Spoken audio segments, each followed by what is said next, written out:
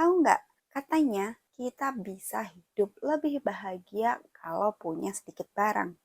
Tapi memang bisa begitu ya? Bukannya punya makin banyak barang, makin bahagia? Nah kan, mungkin konsep berpikir kayak gitu tuh udah umum banget. Bahwa kita akan makin bahagia kalau punya semua barang yang kita inginkan. Tapi buku yang akan kita bahas ini ngajarin hal sebaliknya. Ini adalah salah satu buku yang sangat mengubah mindset dan cara hidupku banget.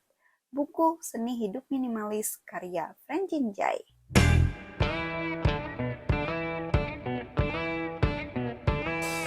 Halo, kenalkan aku Elsuya dan ini adalah sesi pertama belajar dari buku. Di sini kita akan bahas buku-buku non-fiksi yang menarik. Untuk bahas buku non-fiksi, gak akan kubahas buku tersebut dari awal sampai akhir, tapi lebih ke poin-poin yang menurutku penting dan ngena banget di aku, terutama yang berdampak banget sama hidupku. Dan di sini juga aku gak akan bikin gambar, tapi aku akan bikin video animasi agar kamu lebih mudah memahami inti buku yang ingin aku sampaikan. Jadi, kita belajar bareng ya. Yuk, langsung kita mulai. Kalau kamu nanya, apa sih sebenarnya inti buku ini? Aku bakal bilang bahwa buku ini ngajarin kita buat buang barang. Ekstrim banget ya kesannya, tapi tenang, ada step-stepnya kok. Konsep awal dari hidup minimalis ini lebih ke pengendalian. Kenapa barang-barang yang sedikit malah bikin kita bahagia? Karena dengan punya sedikit barang, kita lebih bisa mengendalikan barang-barang yang kita punya. Entah itu pemakaiannya, perawatannya, hingga penyimpanannya. Makanya, punya sedikit barang itu bikin kita lebih mindful. Aku adalah orang yang bisa dibilang cukup sering pindah-pindah tempat tinggal. Bahkan zaman kuliah aja aku pindah kos sampai 6 kali. Dan aku adalah tipe penimbun barang juga aslinya. Barang yang aku punya nyaris selalu lebih banyak dibanding teman-teman kosku. Koleksi buku, sepatu, baju, pernak-pernik, dan aksesoris itu kayak udah sepaket gitu sama aku. Sampai akhirnya aku udah kerja dan tinggal sendiri, aku punya rumah yang makin bikin koleksiku bertambah banyak. Rumahku rasanya udah kayak aku banget dengan segala barang-barang yang bejibun. Lalu satu hari, aku memutuskan pindah lagi. Dan itu adalah titik dimana aku ngerasa kayak stres banget sama barang-barangku pas harus moving. Tapi ya udah gitu aja aku beresin dan pindah kayak biasa. Sampai akhirnya beberapa tahun kemudian aku ketemu sama buku ini. Dan aku jadi paham kenapa barang-barang yang kubeli dengan susah payah, kupilih dengan hati-hati, kusimpan dengan rapi, ternyata malah bikin aku nggak se-happy itu, nggak se-happy yang aku bayangkan. Tumpukan buku yang dulu kupikir bakal jadi menyenangkan, malah asal menggunung dan jadi sarang debu. Baju-baju yang kuanggap lucu malah numpuk dan lebih banyak yang nggak kepakai. Dari situ, aku akhirnya membongkar kembali barang-barang yang aku punya dan aku putuskan pakai jurus yang ada di buku ini, yaitu Streamline. Ini metode jitu banget buat mengurangi semua barang yang aku punya. Oh iya, sebenarnya kalau kamu beragama muslim, buku ini juga kerasa pas banget loh. Pernah dengar kan bahwa barang-barang yang kita punya kelak akan dimintai pertanggungjawabannya di akhirat. Makanya barang yang kita punya ya memang harus ada manfaatnya. Terus kalau kita ngomongin kehidupan Rasul dan para sahabatnya, ya hidup mereka tuh zuhud, sederhana. Mereka kaya tapi mereka hidup seadanya. Nah, buku ini mengajarkan hal yang sama. Francine Jay ini juga ngajarin kita untuk melepaskan keterikatan kita sama benda-benda duniawi. Bahwa kita hidup, ya hidup aja. Kalau benda, ya benda aja. Nggak harus ada ikatan emosional yang berlebihan dari dua hal tersebut. Memang, jenis barang itu kan sebenarnya ada 3, fungsional, dekoratif, dan emosional.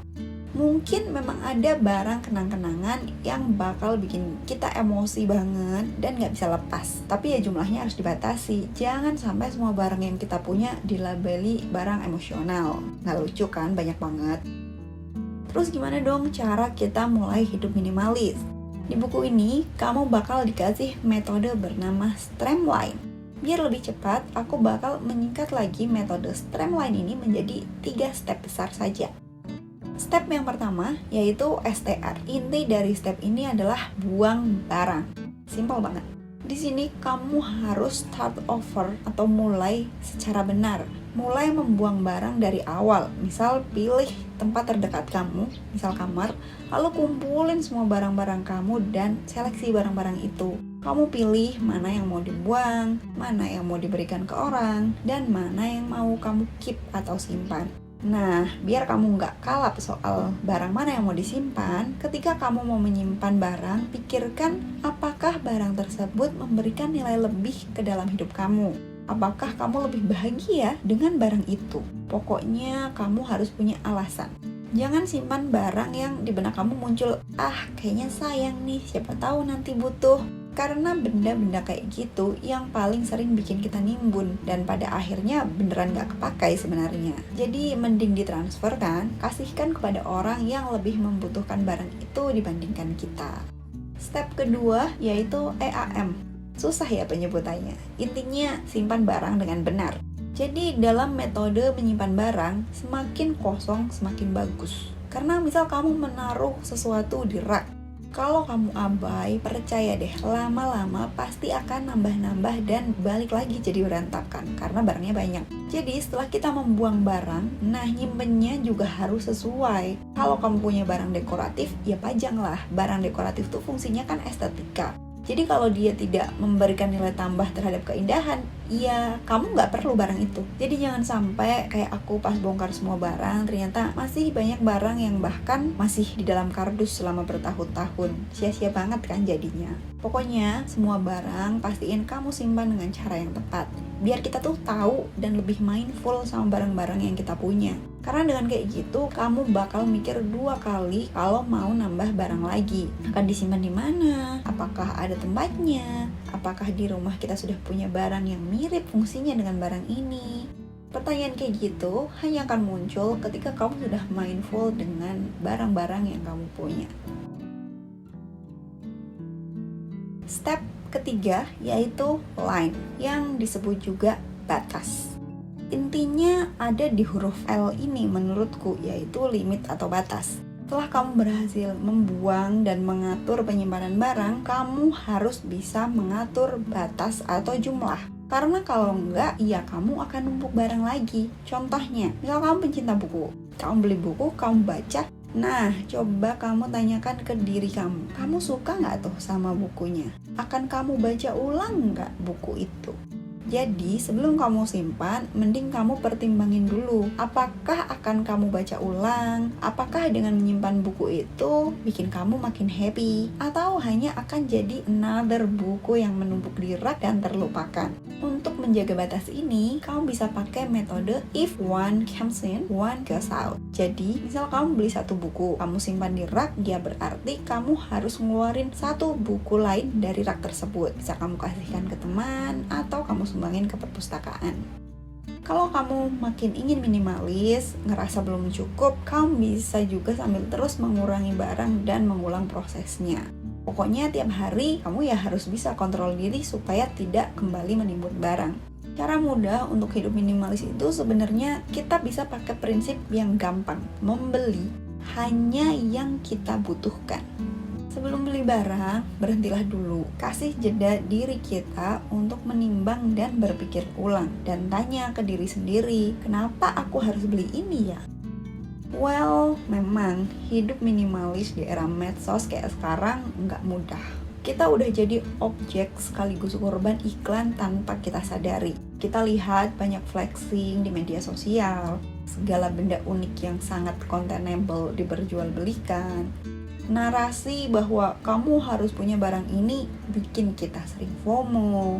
Medsos memang bentuk jajahan duniawi paling jelas saat ini, yang bikin kita menganggap bahwa makin banyak barang yang kita punya, kita akan makin bahagia. Tapi kita juga nggak mungkin kan menyepi di gunung dan nggak berselancar di dunia maya sama sekali.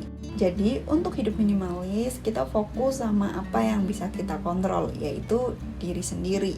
Kita harus menumbuhkan sikap penuh syukur dengan apapun yang kita punya, sehingga pilihan untuk hidup sederhana dan minimalis jauh lebih mudah. Buat kamu yang mau nanya-nanya, mau request buku, atau share ilmu minimalis ala kamu, Yuk langsung komen aja, kita diskusi bareng di sana. Terima kasih yang sudah nonton dan see you on my next video. Bye-bye.